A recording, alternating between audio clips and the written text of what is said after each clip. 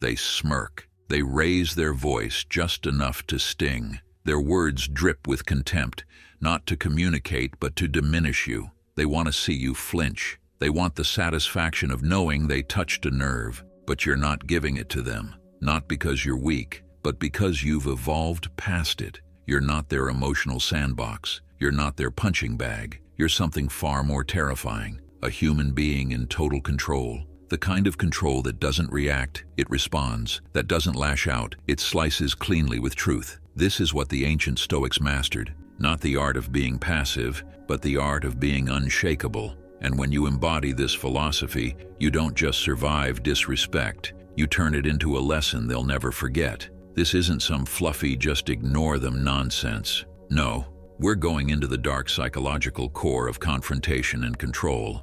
We're going to arm you with 5 precise, brutal, and deeply stoic responses that will make the disrespectful regret ever crossing your path without ever raising your voice, and when you walk away, they won't be laughing. They'll be questioning everything. 1.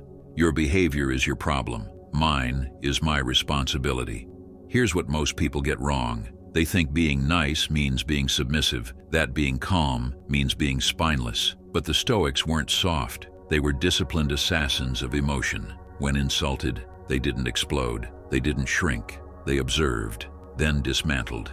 Epictetus wrote, "It's not what happens to you, but how you react to it that matters." When someone disrespects you, they're trying to trap you inside their storm. They want your dignity to unravel alongside theirs. So instead of stooping, rise, look them in the eye, no emotion, no apology, and say, "Your behavior is your problem. Mine is my responsibility." It's a surgical strike. You're refusing the bait, you're protecting your peace, and you're showing them something far scarier than rage: emotional precision. The disrespect wasn't ignored, it was disarmed, and they'll feel it, trust me, because nothing haunts a rude person like someone they couldn't rattle. 2. Are you trying to offend me? Because it won't work. This one hits like a bullet in slow motion.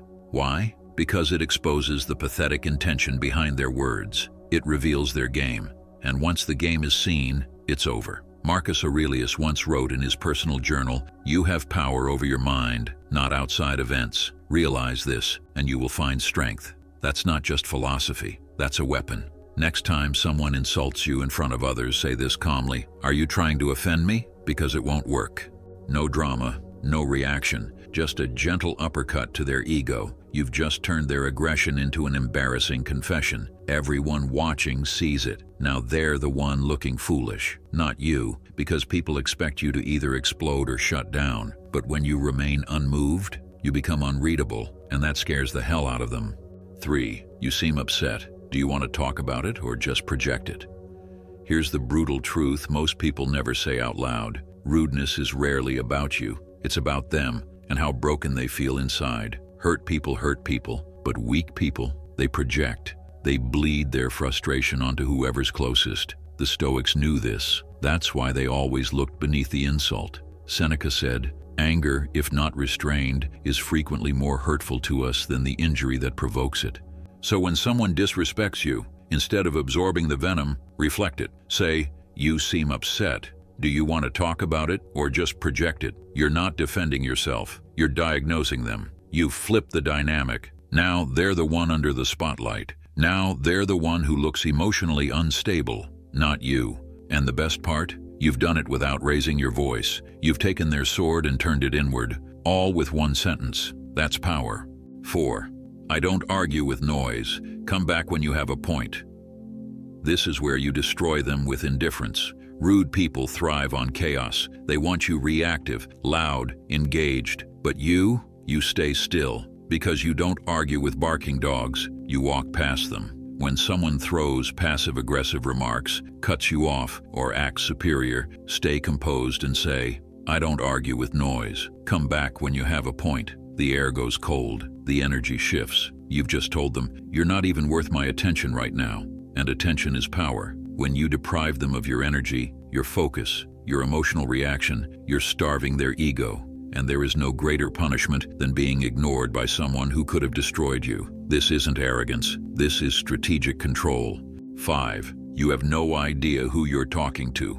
This is the final line, the nuclear option. Use it when someone crosses a sacred line, publicly, aggressively, disrespectfully. It's not a threat, it's a reminder. A reminder that just because you are calm doesn't mean you are harmless. Just because you are composed doesn't mean you are not capable of utter devastation. Say it softly, slowly, while locking eyes. You have no idea who you're talking to. You don't need to elaborate. Let their mind fill in the blanks. Let them question whether you're powerful, dangerous, influential, disciplined, unpredictable, because the truth is, you might be all of it. And if you're someone who's walked through hell and came back stronger, they better hope you keep choosing peace.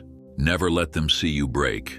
Remember this, disrespect isn't always loud. Sometimes it's subtle, backhanded, delivered with a smile. But the Stoic code remains unchanged. Never give them what they want. They want you rattled, they want your peace, they want access to your emotions, to twist them like levers. You give them nothing. Your calm is your armor. Your words, when chosen with clarity and confidence, are more destructive than rage. And when the rude finally realize they can't manipulate you, they don't just back off, they shrink, because deep down, they respect what they fear. And there's nothing more terrifying than someone who cannot be moved.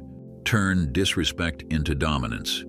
You don't need to shout to be powerful. You don't need to threaten, explain, or beg. Real power is silent, unshakable. It walks into the room and commands attention without uttering a single word. It doesn't bark orders or seek approval. It emanates from within. All you need is clarity over chaos, and poise over pettiness, and wisdom over reaction. The Stoics didn't just teach us how to endure insults. They taught us how to transcend them. How to look foolishness in the eye and remain unmoved, how to respond with such measured calm that it disarms your enemy before they even realize they've lost. Because true strength isn't about reacting louder, it's about making your silence louder than their noise. So next time someone crosses you, pause, smile, let the silence stretch, let them stew in it, and when you finally speak, make it count. Say something so clear, so cold, so calculated, it lingers. It cuts deeper than rage ever could. Let your words hit like a scalpel, not a hammer. Because once you master the art of restraint, once you learn to command yourself, you stop being easily provoked.